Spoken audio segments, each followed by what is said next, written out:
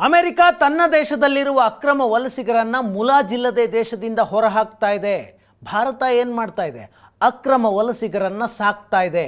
ಭಾರತದಲ್ಲಿ ಅಕ್ರಮ ಬಾಂಗ್ಲಾ ವಲಸಿಗರ ಸಂಖ್ಯೆ 2 ಕೋಟಿ ದಾಟಿದೆ. ಅಕ್ರಮ ರೋಹಿಂಗ್ಯಾಗಳು ಹತ್ತಿರ 80,000 ಇದ್ದಾರೆ.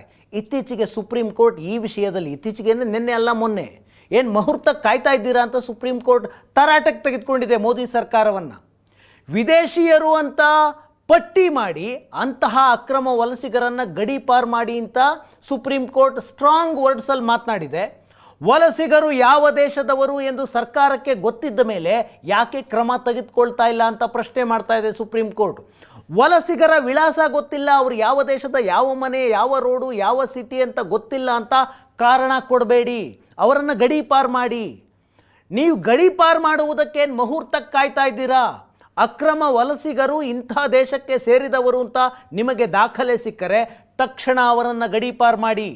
ಅಕ್ರಮ ವಲಸಿಗರ ಭವಿಷ್ಯದ ಬಗ್ಗೆ ಅವರ ದೇಶ ನಿರ್ಧಾರ ತೆಗೆದುಕೊಳ್ಳುತ್ತೆ, ನೀವ್ಯಾಕೆ ತಲೆ ಕೆಡಿಸ್ಕೊಳ್ತೀರಿ? ಡಿಟೆನ್ಷನ್ ಸೆಂಟರ್ಗಳಲ್ಲಿ ಅಕ್ರಮ ವಲಸಿಗರನ್ನು ಶಾಶ್ವತವಾಗಿ ಇಡುವ ಪ್ರಯತ್ನ ಬೇಡ. 2009ರಲ್ಲಿ ಕೇಂದ್ರ ಸರ್ಕಾರವೇ ಒಂದು ನೋಟಿಫಿಕೇಶನ್ ಮಾಡಿತ್ತು. ಆ ನೋಟಿಫಿಕೇಶನ್ ಪ್ರಕಾರ 30 ದಿನದಲ್ಲಿ ಗಡೀಪಾರು ಪ್ರಕ್ರಿಯೆ ಆಗಬೇಕು ಅಕ್ರಮ ವಲಸಿಗರದ್ದು. ಯಾಕೆ ಆಗ್ತಾ ಇಲ್ಲ ಅಂತ ಸುಪ್ರೀಂ ಕೋರ್ಟ್ ಕೇಂದ್ರ ಸರ್ಕಾರವನ್ನು ಪ್ರಶ್ನೆ ಮಾಡಿದೆ.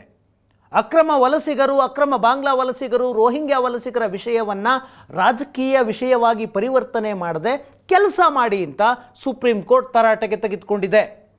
ಇದಿಷ್ಟು ಇವತ್ತಿನ ನ್ಯೂಸ್ 360.